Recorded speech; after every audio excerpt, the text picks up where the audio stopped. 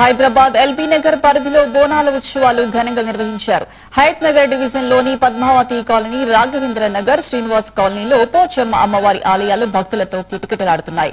ఉదయం నుంచే భక్తులు పెద్ద సంఖ్యలో తరలివచ్చి అమ్మవారికి బోనాలు సమర్పించి మొక్కులు చెల్లించుకున్నారు.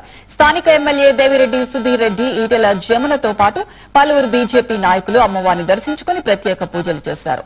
అమ్మవారి ఆశీస్సులతో ప్రజలంతా సుఖ సంతోషాలతో ఉండాలని వారు ఆకాంక్షించారు. ఆలయాల అభివృద్ధికి భక్తులంతా సహకరించాలని నాయకులు కోరారు.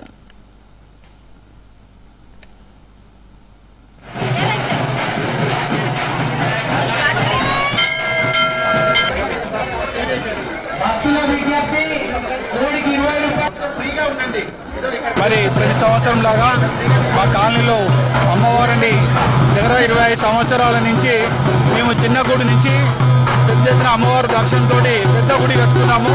కానీ మా అమ్మవారి గుడి దగ్గర చాలామంది అన్ని కాలనీల వాళ్ళు, బంధువులు ప్లస్ అందరూ విపరీతంగా అమ్మవారికి దర్శనం చేసుకొని అమ్మవారికి మంచి జరుగుతుంది. కాబట్టి కాలనీలు ప్రజలందరూ బాగుండాలి, సుఖంగా ఉండాలని అమ్మవారు కోరుకుంటుంది.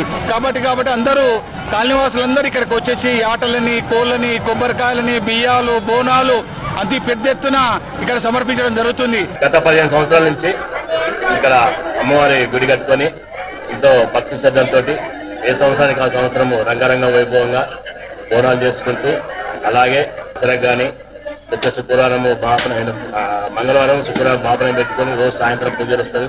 ప్రతి ఒక్కరు భక్తులందరూ వస్తారు. ఎంతో అభివృద్ధి చెందుతూ దినాదినాది అభివృద్ధి చెందుతూ గుడి ప్రతి ఒక్కరు కూడా అనుకున్న కోరికలు అమ్మవారు తెలుస్తున్నారు. మాకు ఈ అమ్మవారి గుడి కట్టిన తర్వాత ఎంతో మా కాలనీ విశేషాలు చాలా బాగున్నది. పండుగ శుభాకాంక్షలు. 4 కాలనీల సభ్యులందరూ వచ్చి చాలా సంతోషంగా ఉంది. ఇట్లనే జరగాలి ఎప్పుడు అని మేము కోరుకుంటున్నాం.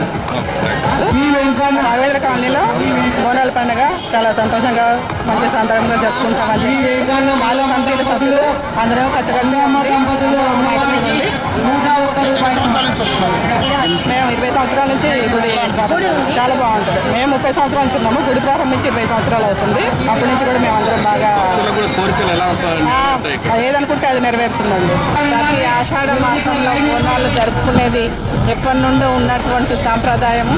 ఈ సాంప్రదాయం ఏంటంటే గ్రామాలలో ఉన్నటువంటి దేవతలను పూజ చేసుకోవడం వల్ల ప్రజలను రక్షిస్తుందని అమ్మవారు, అట్లనే పాడి పంటలు సమృద్ధిగా కురవాలని కూడా దీవిస్తుందని చెప్పి ఈ రోజు నాడు ఎప్పుడు ప్రతి ఆషాఢంలో బోనాలు సమర్పించుకొని అమ్మవారికి అందరి ఆరోగ్యాలను చల్లగా చూడాలని అమ్మవారికి మొక్కులు తీర్చుకునేటటువంటి పద్ధతి. కాబట్టి ఇది సాంప్రదాయాన్ని ఎప్పుడు కొనసాగిస్తూనే ఉంటారు. పండుగ